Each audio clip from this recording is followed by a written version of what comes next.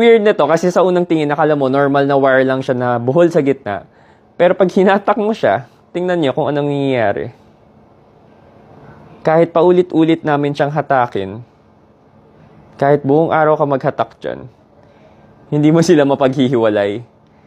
Even if mabilis or bagalan mo yung paghatak, di man ma-figure out kung anong nangyayari talaga. Trinay nga namin na isang kamay lang yung gamitin namin panghatak or yung kabila panghatak. Same result. Hindi namin siya mapaghiwalay.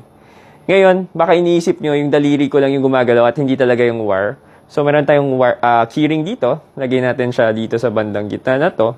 And pagmasdan nyo, gumagalaw talaga yung wire, diba? Ngayon, baka iniisip nyo dahil mag-isa lang ako naghahatak, kaya hindi ko talaga siya mapaghiwalay. So, tatry natin, ibibigay natin siya kay Michelle and Silek, yan.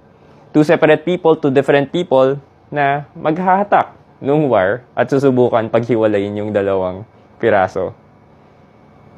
So, kahit buong araw silang maghatak dyan, hindi nila mapaghihiwalay yan. Ang weird, no?